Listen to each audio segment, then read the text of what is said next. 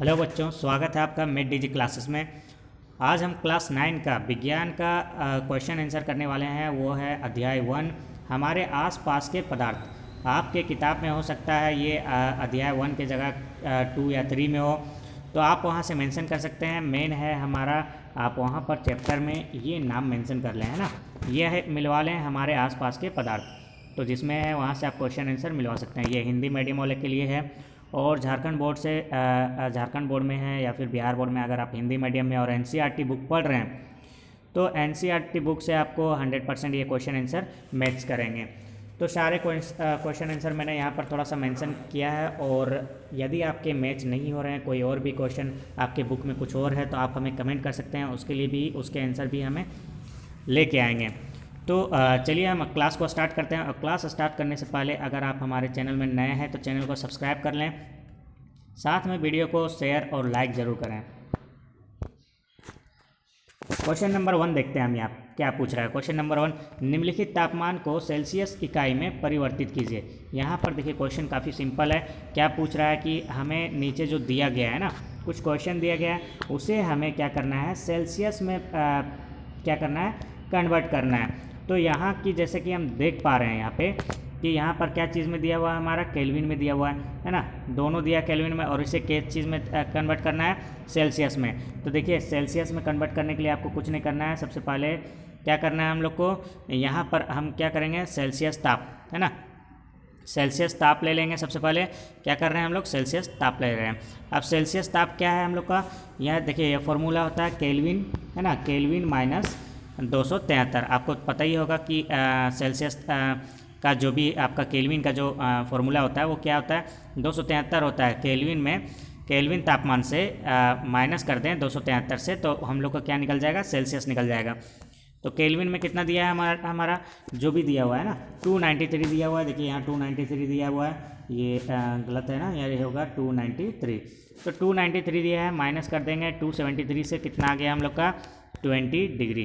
तो 20 डिग्री आ गया, यही हो गया हम लोग का सेल्सियस तापमान। सेकेंड नंबर देखते हैं बी का।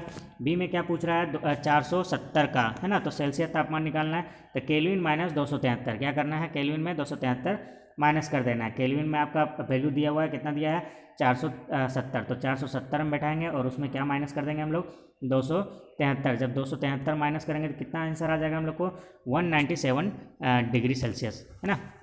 क्वेश्चन नंबर 2 में देखते हैं। क्वेश्चन नंबर 2 क्या पूछ रहा है। क्वेश्चन नंबर 2 में बोल रहा है कि निम्नलिखित तापमान को केल्विन इकाई में परिवर्तित कीजिए। अभी हम लोग क्या कर रहे थे, सेल्सियस में कर रहे थे। अब सेल्सियस में दिया है तो केल्विन में करेंगे। तो केल्विन में करने के लिए क्या करना पड़ेगा, देखिए सेम फार्मूला है ना। क्या है फार्मूला, सेम है। यहाँ पर जो आप देख रहे हैं माइनस 273, अगर हम इसको इस साइड लेके आएंगे, है ना, तो माइनस वाला क्या बदल में जाएगा, प्लस में बदल जाएगा, प्लस 273 डिग्री हो जाएगा, ठीक है। तो यहाँ पर बहुत ही सिंपल है, हम लोग को क्या कर देना है, अब अभी हम माइनस कर रहे थे, तो अब क्या कर देना है, हमें प्लस कर देना है। अब हमें क्या करना है, जोड़ देना है ना।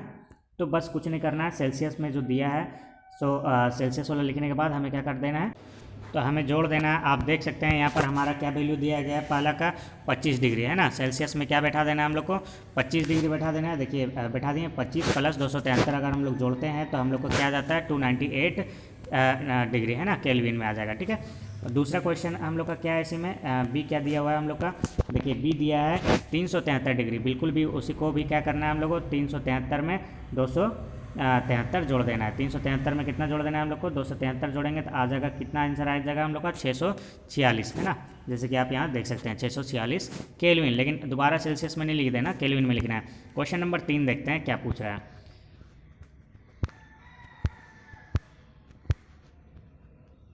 देखो क्वेश्चन नंबर 3 क्या बोल रहा है, ये कह रहा है निम्नलिखित अवकलन, है ना, अवलोकनों हेतु कारण लिखिए। तो इस नीचे दो ठो दिया हुआ है, दोनों का कारण लिखना है। जैसे नैफ्थलीन को रखा रहने देने पर या समय के साथ कुछ भी ठोस पदार्थ छोड़े बिना अदृश्य हो जाते हैं ना। और दूसरा बी नंबर क्या है, हमें इत्र की गंध बहुत दूर बैठे हुए भी पहुंच जाती है। तो इनका कारण बताना है कि आखिर ये क्यों ऐसे होते हैं। नैफ्थलीन जब हम लोग रखते हैं, ठीक है, वो समय के साथ क्या होता है, गायब हो जाता है। जैसे कपूर, है ना, कपूर को आप अगर रखिएगा तो वो क्या होगा, धीरे धीरे गायब हो जाएगा बिना कुछ आपको पता चले। तो क्यों ऐसा हो जाता है, ये कारण आपको बताना है। तो देखिए यहाँ पर सिंपल तरीका से मैंने मेंशन किया है ना। पहला लाइन देखिए क्या है, क्योंकि नंबर 1 का आंसर दे रहा हूँ, क्योंकि नैफ्थलीन एक ऊर्ध्वपातनशील पदार्थ है जिसका समय के साथ आसानी से ऊर्ध्वपतन हो जाता है ना। क्या होता है, समय के साथ वो उड़ जाता है, ठीक है। इसीलिए वो क्या होता है, बिना कुछ ठोस पदार्थ छोड़े, है ना, वो क्या होता है, गायब हो जाता है। क्वेश्चन नंबर 2 देखते हैं, सॉरी बी का देखते हैं क्या बोल रहा है। नंबर बी में बोल रहा है कि इत्र में वाष्पीकरण की दर बहुत अधिक होती है और यह आसानी से वायु में विसरित हो जाती है, अतः इसकी गंध बहुत दूर बैठे रहने पर भी हमारे पास पहुंच जाती है। इत्र क्या होता है, बिल्कुल आसानी से क्या होता है, वो उड़ जाता है ना, वाष्पीकृत, यानी कि हवा में जो है वो मिल जाता है ज़्यादा गर्मी पड़ने पर। जैसे पानी क्या होता है, हीट करोगे तो क्या होता है, गर्म होने पर वाष्प बन जाता है, तो ये भी क्या हो जाता है, वाष्प बनने लगता है कम गर्मी पे ही, है ना। और आसानी से क्या होता है, ये फैल जाता है, पूरे हवा में फैल जाता है, और हवा आपको पता है जहाँ तक जाएगा वो वहाँ तक उसकी गंध को लेके जाएगा। क्वेश्चन नंबर 4 देखते हैं क्या पूछ रहा है। क्वेश्चन नंबर 4 में बोल रहा है हमें कि निम्नलिखित पदार्थों, है ना, निम्नलिखित पदार्थों को उनके कणों के बीच बढ़ते हुए आकर्षण के अनुसार व्यवस्थित करें, है ना। तो नीचे हम लोग को ए बी सी 3 ठो ऑप्शन दिया गया है ना। तीनों को क्या करना है, जैसे जल दिया है, चीनी दिया है और ऑक्सीजन दिया है, उसके आकर्षण के हिसाब से हमें क्या करना है, इनको बैठाना है। तो कणों के बीच बढ़ते हुए आकर्षण के अनुसार, तो हमें कैसे बैठाना है, सबसे पहले क्या करना है, हमें ऑक्सीजन लेना है और उसके बाद जल लेना है, फिर चीनी लेना है, बढ़ते हुए आकर्षण, ठीक है। तो ऑक्सीजन क्या है, हल्का बिल्कुल होता है, फिर जल थोड़ा भारी, और चीनी क्या होता है, उससे भी भारी होता है ना। तो उसी के हिसाब से क्या होता है, जो उनके कण होते हैं ना, कणों के बीच बढ़ते हुए आकर्षण, सबसे ज़्यादा आकर्षण कौन करता है हम लोग का, तो इसी हिसाब से देखिए, इसी क्रम में हमें क्या करना है, इसको सजा देना है। तो यहाँ आप देख सकते हैं, है ना, सबसे पहले क्या हो जाएगा, आपका ऑक्सीजन हो जाएगा, फिर जल हो जाएगा, उसके बाद क्या हो जाएगा, चीनी हो जाएगा। ये बढ़ते हुए आकर्षण करना है, यानी कि सबसे ज़्यादा कौन है, चीनी है ना, सबसे कम कौन हो गया, किसमें आकर्षण कणों के बीच में क्या कौन है सबसे कम, वो है ऑक्सीजन, ठीक है। नंबर 5 में देखते हैं, नंबर 5 क्या बोल रहा है, निम्नलिखित तापमानों पर जल की भौतिक अवस्था क्या है। नीचे 3 तापमान दिया है, उसमें क्या करना है, जल की भौतिक अवस्था हमें बताना है। सबसे पहले 25 डिग्री दिया है, फिर 0 डिग्री दिया है, फिर 100 डिग्री दिया है, तो जल की अवस्था क्या होगी। तो देखिए ये तो बच्चों वाली है ना क्वेश्चन, ये तो हम लोग को पहले से पता है। अगर 25 डिग्री जल का तापमान रहेगा तो क्या चीज़ में रहेगा, पानी में बना हुआ रहेगा, और अगर 0 डिग्री तापमान हो जाए तो वो क्या बन जाएगा, बर्फ़ बन जाएगा। आपको पता ही होगा कि 0 डिग्री पर क्या होता है, बर्फ़ बन जाता है ना। 0 डिग्री पे बर्फ़ बन जाएगा, और 25 डिग्री पर क्या हो जाएगा, देखो 25 डिग्री पर क्या होगा, द्रव यानी कि पानी रहेगा, लेकिन 0 डिग्री पर क्या होगा, ठोस बन जाएगा, है ना। ठोस बनने के बाद अगर हम उसको 100 डिग्री सेल्सियस, जैसे कि 100 डिग्री सेल्सियस पे जाता है, पानी गर्म करते हैं, तो वो क्या बन जाता है, भाप या गैस बन जाता है ना। तो भाप बन जाता है, आप यहाँ पर भाप मेंशन कर सकते हैं। बहुत आसान क्वेश्चन था। अब आते हैं हम क्वेश्चन नंबर 6 में, लिखता है पुष्टि हेतु कारण बताइए, है ना। यहाँ क्या बोल रहा है, पुष्टि हेतु कारण बताइए, यानी कि क्या कारण है हमारा बताना है। नंबर ए में लिखा है, जल कमरे के ताप पर द्रव है। जो कमरे का तापमान मैक्सिमम कितना होता है, जैसे अगर ठंड का दिन है तो 11 डिग्री 12 डिग्री, है ना, गर्मी का दिन है तो 25-30 डिग्री, और ज़्यादा गर्मी है तो 35-40 डिग्री भी रहता है। लेकिन लोहे की अलमारी कमरे के ताप पर ठोस है ना। तो इसका कारण बताना है कि लोहे की अलमारी जो है कमरे के तापमान पर ठोस है, और जल कमरे के तापमान पर क्या है, द्रव है। आखिर लोहे की अलमारी ठोस क्यों है और जल क्यों द्रव है, तो इसके कारण बताना है। तो बहुत ही आसान लैंग्वेज में मैंने इसको मेंशन किया है। जैसे जल कमरे के तापमान, ठीक है, जल कमरे के तापमान पर द्रव क्योंकि द्रव है क्योंकि इसमें बहने का गुण होता है ना, और यह जिस बर्तन में डाला जाए उसी का आकार ग्रहण कर लेता है। तो पहला का ये हो गया।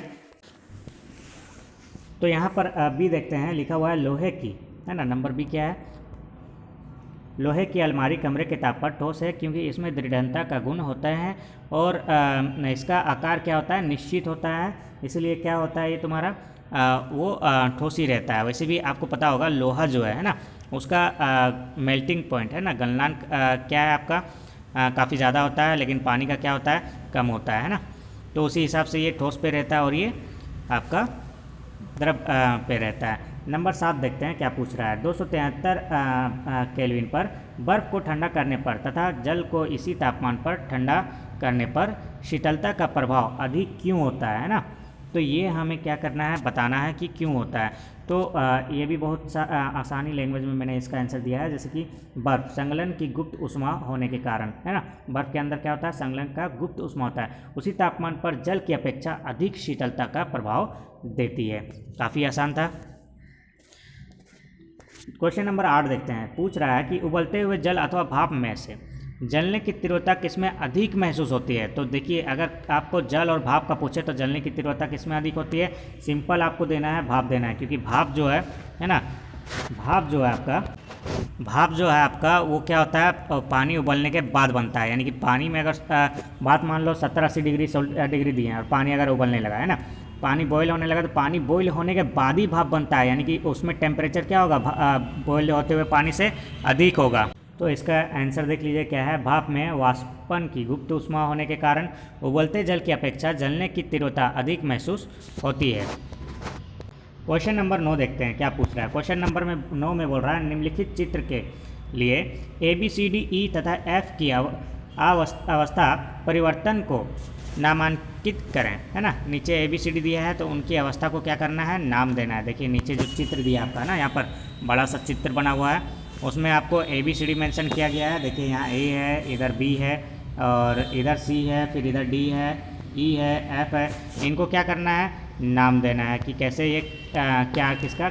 सबसे पहले क्या करते हैं, हम फिगर को समझ लेते हैं ताकि क्या है, आसानी होगा बनाने में। यहाँ पर अब ध्यान देंगे तो क्या लिखा हुआ है, ऊष्मा में वृद्धि तथा दाब में कमी। इधर अगर हम जाते हैं, है ना, यानी कि फिगर में क्या कर रहे हैं, इधर जा रहे हैं, तो उसमें क्या होगा, ऊष्मा में वृद्धि होगा और दाब में क्या होगा, कमी होगा। अब आगे आते हैं, यहाँ पर हम लोग देख रहे हैं कि गैस बन रहा है ना, और फिर जब ये इधर फ्लो कर रहा है तो ऊष्मा में क्या हो रहा है, कमी हो रहा है, और दाब में क्या हो रहा है, वृद्धि, और फिर क्या बन जा रहा है, यहाँ पर ठोस बन जा रहा है। ठीक है, तो इसी में से क्या करना है, हमको मेंशन करना है। जैसे यहाँ पर अब द्रव का भी मेंशन किया गया है, तो इस हिसाब से हमें क्या करना है, मेंशन करना है। तो चलिए हम इसका आंसर देते हैं बिल्कुल शॉर्ट में। देखिए नंबर जो ए है ना, ए जो है हम लोग का, वो क्या होगा, हम लोग का ए जो दिख रहा है ना, वो हम लोग का होगा द्रवण। क्या होगा, द्रवण। उसके बाद जब हम आगे बढ़ते हैं, है ना, ये द्रवण होगा। उसके बाद क्या हो गया, ठोस से द्रव बनने की प्रक्रिया। ठोस से क्या बन रहा है, ये द्रव बनने की प्रक्रिया द्रवण कहलाता है। अब यहाँ से बी में जो दिया है, देखिए बी यहाँ से ठोस से क्या बन रहा है, गैस बन रहा है। क्या बन रहा है, ठोस से गैस बन रहा है। पहले क्या चीज़ से बन रहा था, सॉरी, ठोस से पहले क्या बना, द्रव बना, तो ये द्रवण हो गया।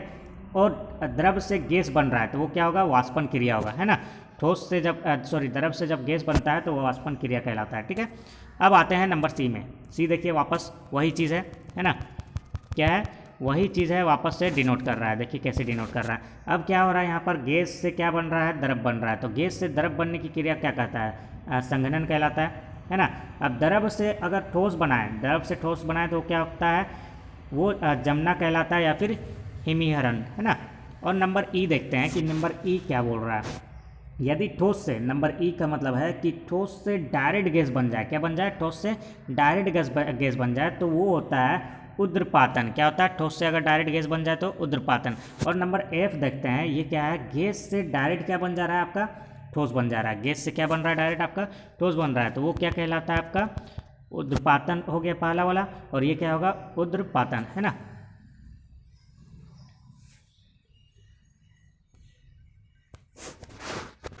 यहाँ पर क्या है, एक चीज़ गलत दिया है ना, ये ऊर्ध्वपातन दोनों में नहीं होगा। ऊर्ध्वपातन क्या होता है आपका, यदि एफ़ का यहाँ गलत दिया है, एफ़ का हो जाएगा, सॉरी, एफ़ का जो है आपका होगा संघनन। क्या हो जाएगा, संघनन, है ना। क्या कहलाता है, संघनन कहलाता है। यदि ठोस से क्या बन जाए, वो डायरेक्ट, सॉरी, गैस से ठोस बने तो संघनन कहलाता है। और अगर आपका क्या होता है, सॉरी, ठोस से गैस बने तो वो क्या आता है, ऊर्ध्वपातन, है ना, संघनन और ऊर्ध्वपातन। तो ये क्वेश्चन नंबर 9 था। क्वेश्चन नंबर 9 खत्म हो गया और ये पेज 3 का क्वेश्चन था। अब हम क्या है, दूसरे पेज का क्वेश्चन करेंगे।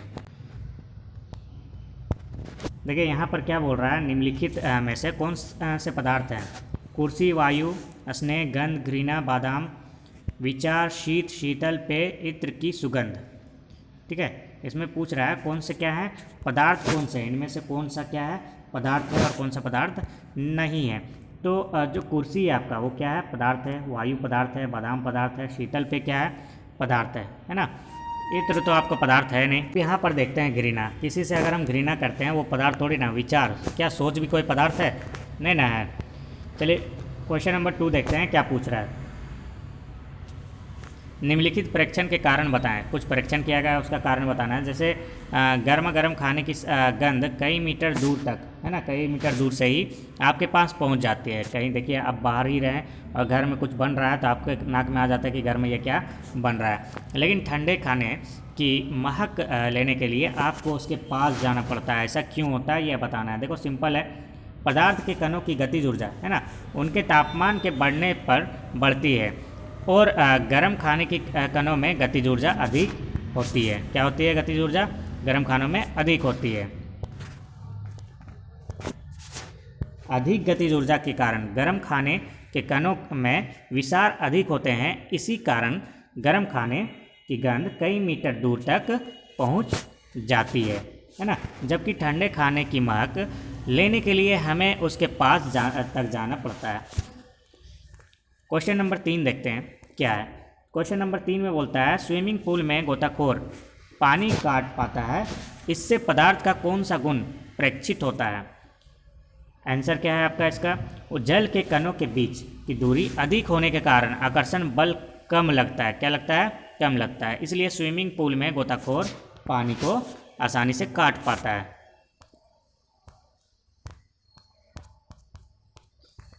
क्वेश्चन नंबर 4 देखते हैं क्या पूछ रहा है।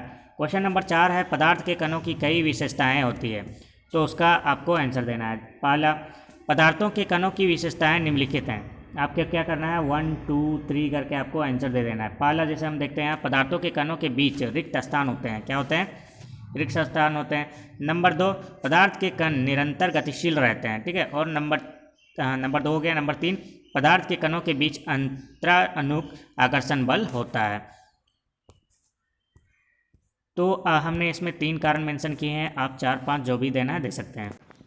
पेज 6 देखते हैं क्या पूछ रहा है। पेज 6 में किसी क्वेश्चन नंबर 1 देखते हैं। पेज 6 का क्वेश्चन नंबर 1, किसी तत्व के द्रव्यमान की प्रति इकाई आयतन को घनत्व कहते हैं। क्या कहते हैं, प्रति इकाई आयतन को क्या कहते हैं, घनत्व कहते हैं। जैसे कि यहाँ पर फॉर्मूला दिया है, घनत्व बराबर क्या दिया है, द्रव्यमान बटा आयतन, है ना। अगर ऐसा हो तो क्वेश्चन क्या पूछता है, बढ़ते हुए घनत्व के क्रम में निम्नलिखित को व्यवस्थित करना है। किसे, वायु, चीनी का धुआं, शहद, चिमनी का धुआं, शहद, जल, चौक, रुई और लोहा, है ना। इसे क्या करना है, व्यवस्थित करना है आपको। किसके हिसाब से करना है, घनत्व के हिसाब से करना है। तो घनत्व के हिसाब से हम क्या करेंगे, बढ़ते हुए क्रम में उसको व्यवस्थित कर देंगे। जैसे कि यहाँ पर आप देख सकते हैं, है ना। सबसे पहले क्या लिखेंगे हम लोग, वायु लिखेंगे, क्योंकि वायु का जो घनत्व होता है सबसे कम होता है और लोहे का क्या होता है, घनत्व ज़्यादा होता है। इसलिए वायु देखिए जिसका घनत्व कम होगा ना वो क्या होता है, आसान हल्का होता है। घनत्व ज़्यादा होने के कारण वो क्या होता है, उस भारी होता है ना। चिमनी का धुआं, उसके बाद चिमनी का धुआं वायु से क्या होता है, थोड़ा सा अधिक भारी होता है। रुई उससे भी भारी, जल उससे भारी, शहद, चौक, उसके बाद क्या आ जाएगा आपका, लोहा होगा। क्वेश्चन नंबर 2 देखते हैं क्या पूछ रहा है। तो क्वेश्चन नंबर 2 में पूछ रहा है कि पदार्थ के विभिन्न अवस्थाओं के गुणों में होने वाले अंतर को सारणीबद्ध करना है, ठीक है। और क्वेश्चन नंबर 2 बी पूछ रहा है, निम्नलिखित पर टिप्पणी कीजिए। दृढ़ता, संपीड्यता, सरलता, बर्तन में गैस का भरना, आकार, गतिज ऊर्जा एवं घनत्व। थोड़ा सा हिंदी कमज़ोर है मेरा, है ना, तो पढ़ने में दिक्कत हो जाती है। यहाँ पे हम लोग आते हैं और ए को क्या करना है, सारणीबद्ध करते हैं। पदार्थ की विभिन्न अवस्थाओं के गुणों में होने वाले अंतर। सबसे पहले क्या करना है, अवस्थाएं दिखाना है ना। उसके बाद ठोस दिखाना है, द्रव दिखाना है और गैस दिखाना है। अवस्था तो यही होता है कोई भी पदार्थ का, किसी भी पदार्थ में 3 अवस्थाएं होते हैं। क्या क्या होते हैं, ठोस, द्रव और गैस, ये 3 अवस्थाएं हम लोग को भी दिखाना है। तो इसमें क्या करना है, देखिए यहाँ ठोस, द्रव, गैस तो हो गया। नीचे भी हम लोग को क्या किए हैं, कुछ अलग अलग तरीके से दिखाए हैं, जैसे आकार, आयतन, सीमाएँ, संपीड्यता और गतिज ऊर्जा, है ना। साथ में विसरण, है ना। ये सारी चीज़ें हम लोग को क्या करना है, दिखाना है। तो यहाँ पर ठोस में हम लोग दिखा रहे हैं निश्चित रहता है, आकार क्या रहता है, निश्चित रहता है। द्रव में क्या रहता है, आकार आपका अनिश्चित रहता है, और गैस में भी अनिश्चित रहता है आकार। देखिए ठोस का क्या है, जैसे लकड़ी है ना, वो भी ठोस है, या बर्फ़ ले लेते हैं ठोस है, तो जिस आकार में उसी आकार में रहेगा। या फिर आप चौक ले लें, पेन ले लें, वो सारी चीज़ें ठोस है ना। या फिर आप एक पत्थर ले लें, लोहा ले लें, वो सारी चीज़ें ठोस है, जो आकार का वही आकार का रहेगा, है ना। तो आकार उसका क्या रहता है, ठोस का सेम रहता है। लेकिन द्रव जैसे पानी को जो बर्तन में रखेंगे वही बर्तन का शेप ले लेगा, बोतल में भरेंगे बोतल का शेप ले लेगा। लेकिन गैस भी क्या होता है, उसका भी आकार अनिश्चित रहता है। वो क्या होता है, उसका तो आकार ही नहीं रहता है। आयतन का बात करते हैं, आयतन ठोस में क्या होता है, निश्चित होता है आयतन, है ना। और द्रव का क्या होता है, द्रव का भी निश्चित होता है लेकिन गैस का अनिश्चित होता है, ठीक है। तो सीमाओं की बात करते हैं, वो क्या होता है, स्पष्ट होता है, और बाकी चीज़ों में क्या होता है, अस्पष्ट होता है ना। ठोस और द्रव में, द्रव और गैस में क्या होता है, अस्पष्ट होता है। संपीडितता की बात करते हैं तो इसमें नगण्य होता है, ना के बराबर होता है दोनों में, लेकिन इसमें क्या होता है, अधिकतम होता है गैस में, है ना। और अगर हम लोग बात करें, किसकी बात करें, गतिज ऊर्जा का, तो इसमें भी ना के बराबर होता है या कम होता है। और लेकिन इसमें क्या होता है, द्रव में थोड़ी बहुत होता है, लेकिन गैस में बहुत ज़्यादा होता है। अगर हम विसरण की बात करें, है ना, तो विसरण क्या होता है, इसमें भी ना के बराबर होता है, इसमें कम होता है द्रव में, और गैस में क्या होता है, बहुत ज़्यादा होता है। अब आते हैं क्वेश्चन नंबर बी में, क्या पूछा था उसमें, बी में निम्नलिखित पर टिप्पणी कीजिए ना। तो टिप्पणी करने बोल रहा था इन सारे के बीच में, तो संपीड्यता के बारे में, दृढ़ता के बारे में, सरलता, बर्तन में गैस भरना, आकार, गतिज ऊर्जा एवं घनत्व पर टिप्पणी लिखने के लिए बोला था, ठीक है। तो हमें क्या करना है, लिख देना है टिप्पणी। देखिए नीचे मैंने लिखा है बारी बारी करके। दृढ़ता यानी कि ठोस में प्रबलता, द्रव में माध्यम और गैस में नगण्य। संपीड्यता क्या होता है, गैसों में अधिकतम होता है, इसलिए इन्हें आसानी से दबाया जा सकता है, परंतु ठोस और सरल संपीडिता नगण्य होते हैं, इसलिए ठोस और द्रव को आसानी से दबाया नहीं जा सकता। तरलता क्या होता है, पदार्थ का वह गुण जिसके कारण वह आसानी से बह सकता है, तरलता कहलाती है। तरल पदार्थ, जो हमारा तरल पदार्थ है उसको रखने के लिए बर्तन यानी धारक आवश्यक होती है।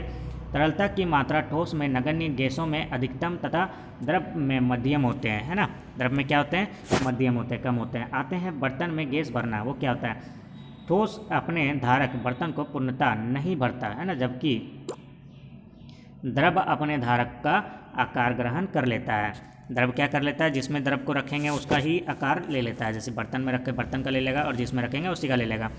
लेकिन क्या होता है, गैस अपने धारक को पूर्णतः भर देती है और अपने धारक का ही आकार और आयतन क्या ले लेता है, ग्रहण कर लेता है ना, उसी का आकार ले लेता है। गतिज ऊर्जा का बात करते हैं, किसका बात करते हैं, गतिज ऊर्जा का। तो अणुओं की गतिज ऊर्जा ठोसों में सबसे कम, द्रव्यों में अधिक तथा गैसों में ज़्यादा होती है। और घनत्व का बात करते हैं, किसका, घनत्व नहीं, घनत्व है ना, घा है, ठीक है। घनत्व, ठोसों का घनत्व उच्च होता है, द्रव्यों में औसत तथा गैसों में क्या होता है, न्यूनतम होता है घनत्व।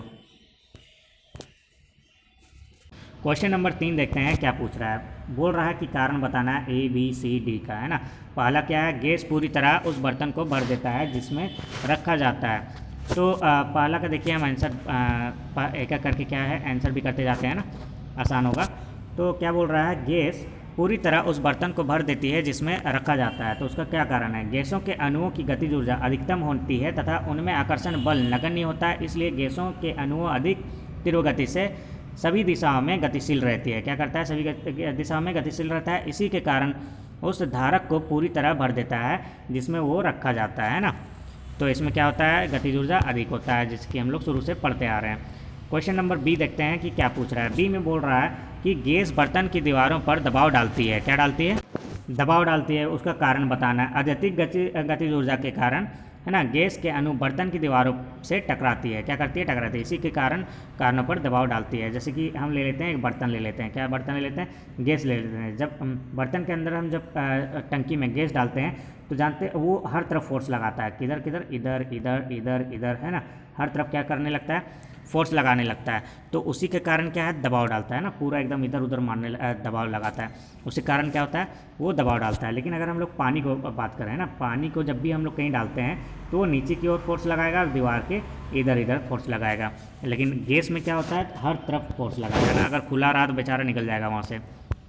अब यहाँ पर आते हैं क्वेश्चन नंबर सी में। सी क्या बोल रहा है, देखिए सी बोल रहा है लकड़ी के मेज ठोस कहलाती है है ना, लकड़ी का जो मेज़ है वो ठोस कहलाती है, क्यों? बड़ा बेतुका क्वेश्चन है ये तो, कोई भी बता देगा। लकड़ी की जो मेज़ है वो ठोस कहलाती है क्योंकि उसका जो आकार और आयतन क्या होता है, निश्चित होता है, उसे वो बदल नहीं सकते हैं, इसलिए वो क्या कहलाता है, ठोस कहलाता है। जिसका आकार और आयतन क्या हो, निश्चित हो, वो क्या कहलाता है, आपका ठोस कहलाता है। अब बात करते हैं क्वेश्चन नंबर डी का। डी में क्या पूछ रहा है, डी में पूछ रहा है हवा में हम आसानी से अपना हाथ चला सकते हैं, लेकिन ठोस लकड़ी के टुकड़े में हाथ चलाने के लिए हमें कराटे में दक्ष होना पड़ता है ना, यानी कि मस्त एकदम मारा और एकदम तोड़ दिया, ठीक है। तो इसका भी कारण बताना है। हवा जैसे गैस का होता है, उसमें अणुओं के बीच में क्या होता है, आपके अंतर अणु का बल नगण्य होता है, जबकि ठोस के अणुओं के बीच में अंतरा अणुबल अधिकतम होने के कारण उन्हें काट पाना आसान नहीं होता है।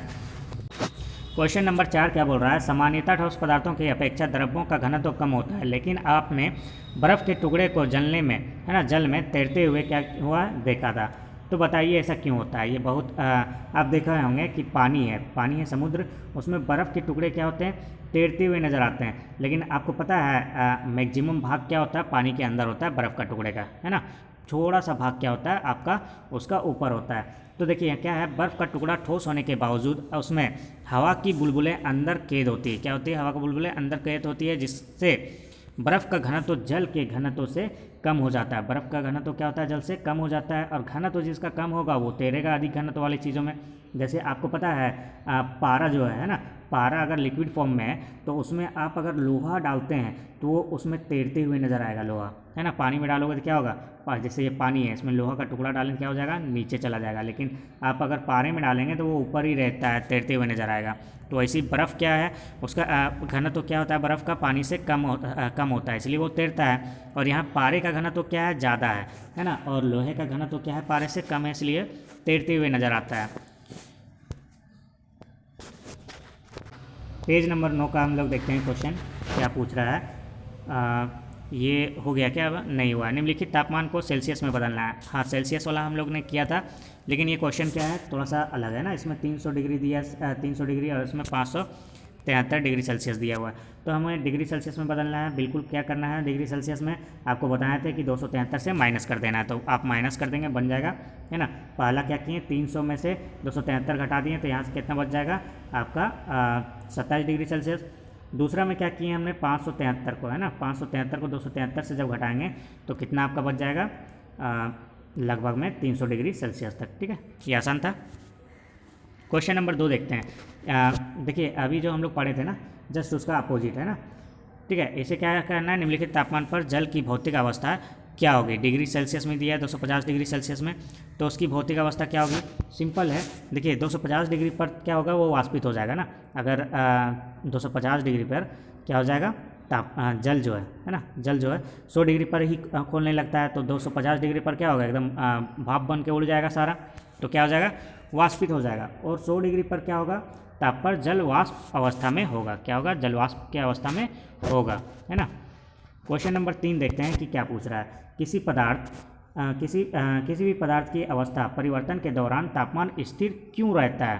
तो तापमान क्यों स्थिर रहता है, ये हम लोग को बताना है। तो क्या है, पदार्थ की अवस्था परिवर्तन के दौरान दी गई, है ना, उष्मा, गुप्त उष्मा जो उसमें होती है, पदार्थ के कणों के बीच आणविक बंधों को क्या करता है, आणविक बंधों को तोड़ने में खर्च हो जाती है। इसलिए अवस्था परिवर्तन के दौरान दी गई उष्मा पदार्थ के तापमान नहीं बढ़ा पाती, है ना। तो उसको तो बदलने में ही खर्च हो जाता है, तो कहाँ से बढ़ा पाएगा। नंबर 4 देखते हैं। वायुमंडलीय गैसों को द्रव में परिवर्तित करने के लिए कोई विधि बताइए, है ना। वायुमंडल जो गैस है उसको द्रव में बदलना है, तो उसका क्या विधि हो सकता है। तो विधि देखिए 2 बताया गया है। गैसों के अणुओं पर दबाव बढ़ा देना है ताकि वे अधिक आसपास आ सकें। दबाव बढ़ाने के बाद क्या होगा, अधिक आसपास आएगा। गैसों के तापमान कम करना ताकि उनकी गतिज ऊर्जा क्या हो, कम हो जाए, ताकि वे पास होकर द्रव में बदल जाएं। काफ़ी आसान था। तो ये हमारा विज्ञान का क्वेश्चन था, और यहाँ पर आपको क्या है, जेक बोर्ड और सीबीएसई के सारे नोट्स मिल जाएंगे, और साथ में आप हमें मेल्स कर सकते हैं, हमें कांटेक्ट भी कर सकते हैं। और आप कमेंट करके ज़रूर बताएं कि आपको कोई और क्वेश्चन का, बुक का क्वेश्चन का आंसर चाहिए, तो नीचे कमेंट कर लें। मिलते हैं नेक्स्ट वीडियो में। Thanks for watching.